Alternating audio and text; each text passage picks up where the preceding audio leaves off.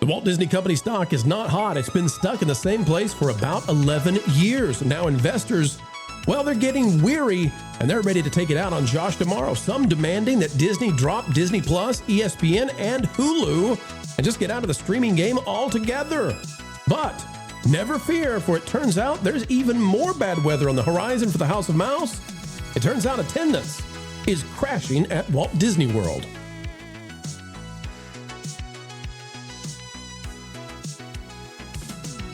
Folks and friends, it's time to unfurl yet again the truth with a capital T and show the world, indeed, what's really happening in entertainment. Welcome back to the Pro Channel. If it's your first time here, just know the water is fine, and we find it divine when you click the like button, and dare I say, even join us with a subscribe. They call it a subscription. Folks, that's the prescription for Hollywood. We'll fix them together. All right, let's dive in. The conversation begins right now. The Walt Disney Company has a stuck stock. That's the latest we've got for you, and it's not the greatest of all time. No, Disney is performing terribly, even if some don't want to say so. How long has Disney been sitting at somewhere around $96.54? Well, as opposed to the rest of the market, Disney has been here, ladies and gentlemen. If we go back in time, we have to go all the way back to January of 2015. This stock, except for when Bob Chapek took over, briefly, that's the Bob Chapek rise. See that right there? Bob Chapek. Except for that, Bob Iger has been stuck, and now Josh tomorrow the same. Ooh, there's red. At 96, somewhere thereabouts, for 11 years. And now investors are unhappy. How unhappy are they? Well, they're so unhappy that according to Bloomberg, we've got major analysts saying Disney needs to drop all of their streaming business, and that might actually cause a 40% increase for Disney. Now, we've covered this, folks. We're not going to recover it, but I just want to say, when they start talking about, hey, Disney, you need to get rid of Disney Plus, Hulu, and ESPN, we are at a time now where investors, they're done with this. They're sick of this. This is not how other companies perform. In fact, folks, if we were to type in the S&P 500, let's see here, S&P 500, let's try this, okay? S&P 500 maximum. It looks nothing like Disney. This is just the top 500 companies publicly traded in the United States. If we go back to 2015, January, it was at it was under 2,000. It's at 7,500. This is what Disney should be doing. If Disney had just stayed with the rest of the market, Disney would be at like $300 per share. Investors are sick of this. So Josh tomorrow has a huge problem on his hands. Now we're finding out the date has been revealed for Walt Disney's third quarter 2026 financial results. I think this is going to be a very hard meeting for them. It's going to take place August 5th. Of course, we'll cover it live, 8:30 a.m. Eastern. It'll be on Valiant Renegade first, then go over to us. It'll be archived after the broadcast concludes, yada, yada, yada. You get the idea. But August, we're here now. The honeymoon is over for Josh tomorrow, and hard times have arrived. How bad is it? Well, while at the same time, investors are telling Disney that they need to drop all of their streaming, which they've invested something like $100 billion in. Take a look at the wait times for Disney World, which we correlate with crowd levels, AKA attendance, AKA tickets sold. We are currently in July. This July is right now, according to ThrillData.com, the lowest month we have seen since the return of the lockdowns. Do you remember when California and Nevada and some of the places where New York were relocking down in 2021 for just about a month or two? You remember what that did? That cratered Disney, of course, again. Well, that little mini lockdown that happened, we have to go back to then to find a month that has been this uncrowded. Now, Disney World has been the thing that's been sustaining Disney throughout all of their difficulties. When Snow White bombs at the box office, when Tron Ares does not go well, what saves Disney? What keeps them going? When Disney Plus loses Mando, when they throw everything away with Gina Carano, when this happens, what saves Disney? Disney World. Disney World is by far the biggest profit generator for the Disney company, and now what we're seeing is a collapse, because I'll show you one more thing about this. If we go back to the prior least months, they're always September and October. September and October. Never July. If July is already down here, we are still 2 months away from whatever the low is going to be. Are we going to be back in the pandemic levels of crowds this year? I don't know. But if that happens, this company's in deep trouble. We'll start off with Marv on this one. Marv, your thoughts on where Disney is today and the fact that investors are now freaking out. I don't know any other way to put it when the investors say jettison Disney Plus. That is a freak out.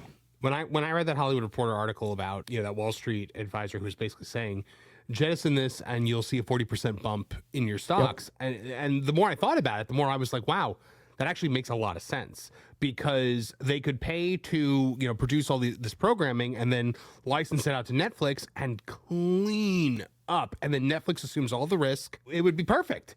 The problem here being that they would never ever do that, because at this point they would be admitting making a mistake, Pro. And as we all know, the Walt Disney Company has never made a mistake ever in its entire history. So yeah, they're not going to hit the eject button on Disney Plus. I think it's a prestige thing for them, but they have to do something, because since they started this Disney Plus experiment, their stock has remained completely stagnant. It has not grown or shrank with the market. It just basically stays right where it is. And that's a huge problem for investors. Like, obviously, when you're putting together an investment portfolio, you're looking for stocks that will grow over time. This is not a stock that will grow over time. And it's had 11 years to do something meaningful, and it hasn't done anything. So yeah, if I'm an investor, I'm not looking to get Disney. No financial advice given here, but it's a dead stock. Steve, the other thing about this is, so this was a huge gamble by Bob Iger. They gambled $100 billion, we estimate, in total investment into Disney Plus, Hulu, and ESPN. The fact that the stock has stayed in the same place, essentially, and we'll get that back up in just a second, the stock. But the fact that it stayed there, that doesn't mean that it stayed at the same place, actually. Because with inflation, and there's been tremendous inflation over the last 11 years, with inflation, what that means is that the stock is actually worth far less than it was. It's just hidden because inflation doesn't make you realize each of one of those dollars is worth less today than it was 11 years ago. So this is actually much, much worse for Disney than it seems immediately. Yeah, I mean, I'm not the investor type. I've never been into that, because you did own a piggy bank once when you were 5 years old. It's true. Did not go well for the piggy. No. But like when I see it, I just think this is insane, because as you said, like, inflation is a real thing. So like, it is literally worth about 3/4 less than what it was 11 years ago at the same dollar value, which is quite insane. But my question is for you guys is, at what point are the media or the investors going to start asking legitimate questions? Because they never asked Bob Iger the real questions. They never actually pushed him on the things that were breaking or falling apart. But is that going to start to change now that's DeMauro? And is DeMauro going to be the actual fall guy? Because at this Marv's got a great answer. Marv's got a great answer for this. I mean, look, they couldn't ask Bob Iger questions because Bob Iger was curating the questions. They were pre-selected questions. And I remember that. So that's the key. But I mean, like, the other 3 investor calls throughout the year, right, where the Goldman Sachs guys would all call in and they're asked their superficial questions. Was Iger curating those questions as well? I don't think I believe so, right, Pro? Like, didn't we believe that they had pre-approved the questions, or was that not? So let me put it this way. So if you go back in time, like 6, 7, 8 years, Disney was so confident that when they would do their shareholders meeting, they would like get a giant venue, and all the top brass would be there on stage, and the shareholders would come, and it was like a giant celebration. And then by the time that they ended this, all the questions were not just curated, but were being read by like a robot AI system. And that's because about 3 years ago, Bob Iger started getting questions that he didn't like and he didn't know how to answer. And it was obvious. And we were on with Valiant Renegade when it happened, and we said, we can't believe, like Bob Iger, audibly angry and confused and stumbling and no idea what to say. And a lot of that centered around what they had done with Florida and the attacks that they made against the state of Florida and their efforts to undermine legislation that was at least ostensibly, intended to protect kids. So the company's made a lot of huge mistakes. And I want to show this to you, Caro, if you don't mind. So I've showed the S&P 500 versus Disney, and it's dramatically different. And so if you just invested in anything else, although we're not giving financial advice, anything else, you'd be much better off. But what if you'd picked a winner? Caro, if you'd picked a winner instead of Disney, back when we're talking about, NVIDIA was worth less than $1. And today it's worth $212. NVIDIA in this time frame, the same time that we're looking at Disney, where it's been stalled, NVIDIA is up 530,000%. So if you picked a winner, you'd be doing really darn well. And I know NVIDIA is probably the most poignant example I can bring up, but this is why investors are tired. This is why investors are saying, even the big ones, even the ones who invested the 401ks into Disney and all that sort of thing, they're even fatigued with this, saying, okay, something dramatic has to change. We can't keep floating you. I mean, that's just what happens when you have stocks, right? When you open up the company that way, that's the risk. And when you're not making money, yeah, you're going to get asked the tough and hard questions. And, the whole thing with Double Bogey Bob, like trying to change questions so that way he could save face on the stage is absolutely ridiculous, because that doesn't change the questions that people want to ask or the answers that they're looking for, right? And I think part of the reason the stocks are diving the way that they are is I hate saying this phrase, just like I hate saying modern lens, but it is a multifaceted issue, right? Because a lot of those dips that we see in the stock are also when they did mergers. And if there's one thing that usually happens with mergers, the stocks will go down because they're finding all the weeds that the other company that they merged with are popping up and problems that they have to solve and whatnot. So they usually end up making an investment in a bad product that they have to figure out how to make money from at that point. But you've also got, obviously, from what you're sharing here, we have lower attendance. I don't see as many children in this. Yeah. Okay. Yeah, I always point this out every time. I'm like, where are the children? Where's your future customers at? Like, how are you going to bring more people into the park that aren't just going from one bar to another bar to another bar to another bar? Because that's really children. Okay.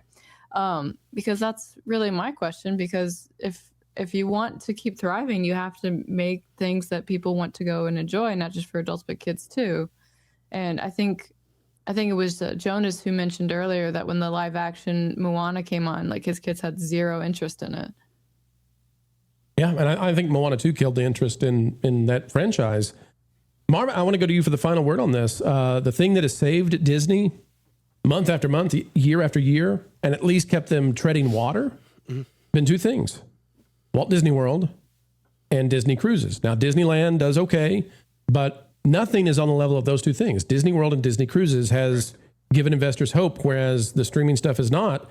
If we're starting to see the fall of Disney World in terms of attendance, and I think we are, what's going to happen with this company now?